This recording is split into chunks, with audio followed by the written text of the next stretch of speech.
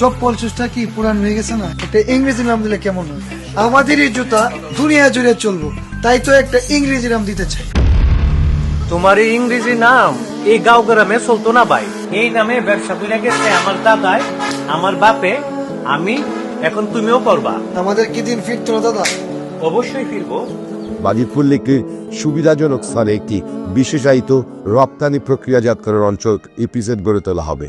এই ইপিজেডের মাধ্যমে হাজার হাজার স্থানীয় যুবকের সরাসরি কর্মসংস্থান সৃষ্টি হবে। গার্মেন্টস, জুতা, লাইট ইঞ্জিনিয়ারিং ও ফুড প্রসেসিং শিল্প গড়ে উঠবে। এলাকার মানুষের আয় বাড়বে, স্থানীয় বাজার চাঙ্গা হবে।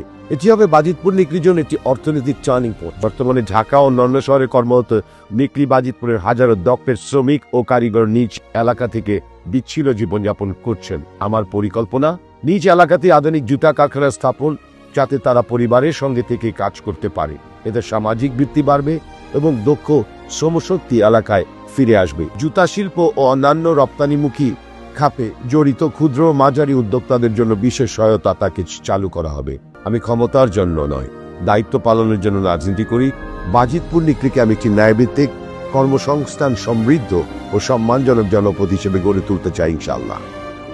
আমি ক্ষমতা চাইতে আসিনি, আমি এসেছি দায়িত্ব নিতে। আমি এসেছি ইনসাফ ভিত্তিক সমাজ করতে। নিজের আয়ে গর্ব দেশ, সবার আয়ে বাংলাদেশ। তাই আসুন আগামী নির্বাচনে ধানের শীষে ভোট দেই। সবার আগে বাংলাদেশ। বাংলাদেশ জিন্দাবাদ।